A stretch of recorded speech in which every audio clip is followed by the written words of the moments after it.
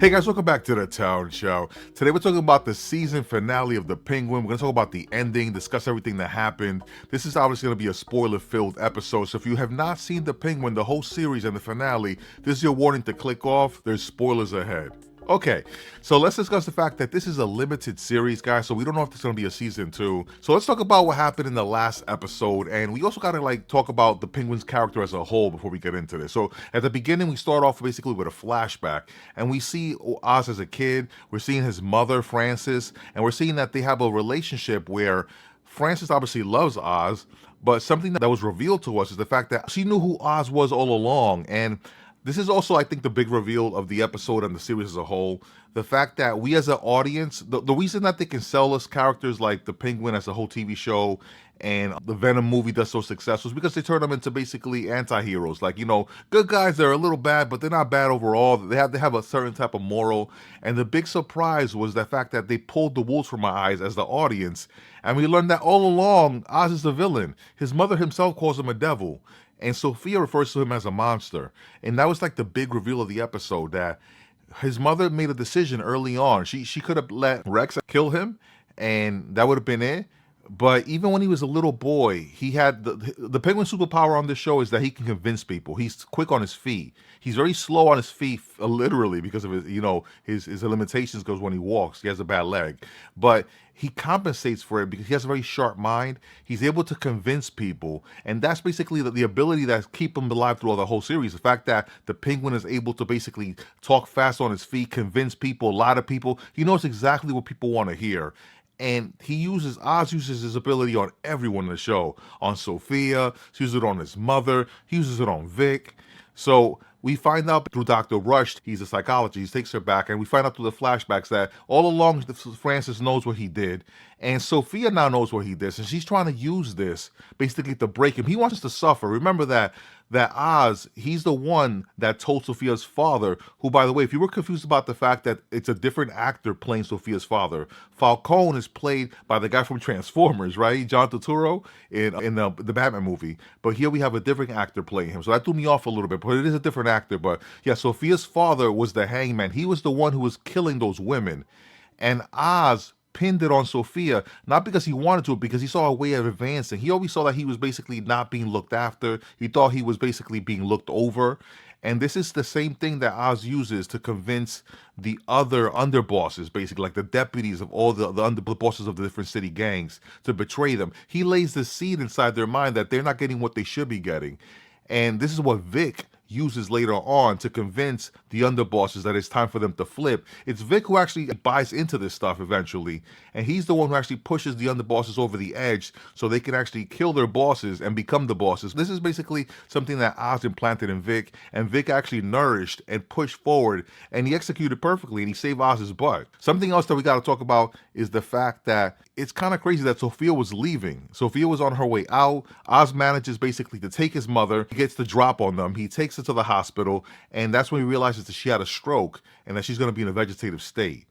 And Sophia basically puts the call out to all the bosses and said, hey, you can have everything that I have. You can have everything except the mansion, because she burns the mansions down. But you can have my businesses. You can have my resources. Just bring me Oz. And that was her downfall, because she believed that Oz was down and out. And we see at the end that the Oz's ability basically to lie to people and to tell them what they want to hear, it grew inside of Vic, and Vic was able to turn the underbosses, and that's exactly what happened. At the end, the underbosses turn on their bosses, and that's how Oz is able to take over the city. Then he walks into City Hall, and he finds an up-and-coming politician who he's been dealing with, and he basically feeds him all these lies, that Sophia is the one who killed Maroney, when we know Oz is the one who killed Maroney. He tells him basically that by you doing this, and being the first to put this out there, and saying that you're tough on these gangsters, that you'll be able to rise. And basically that just clears the field for Oz and the new underbosses now to control the city. At the end of the show, we find out that Oz never changed, that he was never a good guy. He was never a guy who was trying to be better. From the beginning, when he met Vic, the reason he was going to kill Vic is because he saw that he had killed Sophia's brother, who at the time was the heir of the Falcone throne. So he was going to kill him because he was a liability. But part of him saw in him what he thought he was, basically someone who needed a chance, who needed an opportunity. And that's what Vic said, give me a chance. And Vic really believed in Oz. The dude looks like he loved Oz, right? He really cared for him. He was the family that he lost because he lost his whole family in that tragedy that happened in the Batman movie, the drowning, though, the water. But he really believed in him. And at the end, we find out that Oz doesn't love anyone. He killed his own brothers. He let them drown. At the end, the fact that Vic knew about his vulnerability, which was his mother. Even when Vic and him at the end were sitting on that bench, and he asked him, "Do you think my mom forgives me? Does she forgive me?" And Vic asked him about what, and he's like, a whole bunch of stuff. Even there, he can't tell him the truth that, hey, I killed my own brothers. And before, we see that when Vic brings up his brothers, he says, you have no right talking about them. So he's always guarded about this. Even to himself, Oz doesn't tell the truth. It got to the point that Sophia, you saw, she had actually her finger. They were about to cut off his mother's finger. And he even then couldn't tell his mother the truth that he killed his brothers. It was his mother who said, "I know you killed my babies," right? So Oz to himself lies also. It's not just that he lies to everybody else; he also lies to himself. This is the truth that he can't let out. And the fact at the end that Vic knows everything about his family, specifically his mother, the fact that his mother, she's ill, how he cares for his mother, he sees this as a giant vulnerability, and a vulnerability that he cannot allow because he saw that being weak is what got Maroni killed, basically. Maroni's family was killed, and that was like the big weight that he used against him. So he didn't want any type of vulnerability in his life. And he realized that in order to be what he wants to be, which is basically a king in Gotham, he has to get rid of any vulnerabilities that he has. And his mother's already a giant vulnerability. So having someone who knows how much he loves his mother and knowing that that's his weakness, he can't allow that.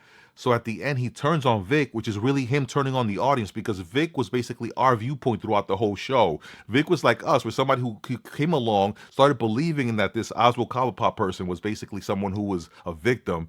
And at the end, Oz proves that he's not a victim. His mother was right. He was a devil. Sophia was right. He was a monster. And he kills Vic, which just shows us that he's a villain.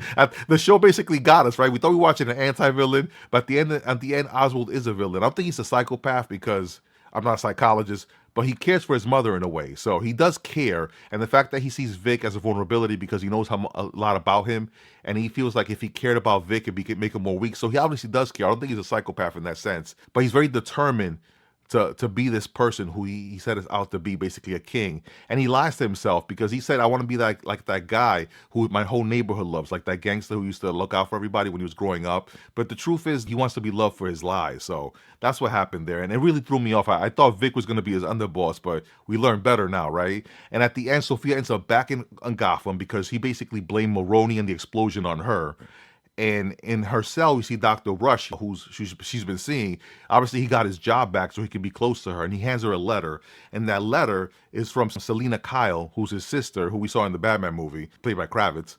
So it looks like maybe in the movie they're going to explore the relationship between Sofia Gigante, because she doesn't want to be known as Falcone, and her sister, Catwoman, or maybe something they'll pick up in the movie. But at the end, I thought the show was pretty interesting. I was really a little cynical. I'm like, do we really need a whole show about the Penguin without Batman? The fact that Batman didn't show up at all throughout the show, all we got was the bat signal at the end of the show. And something interesting, at the end of the show, right before the show, the bat signal, we see Eve, his girlfriend, is back in his life, and he's in the penthouse, and he has his mother overlooking Gotham in that window. He eventually did get her in a penthouse, even though she's in a vegetative state, so it's really sad.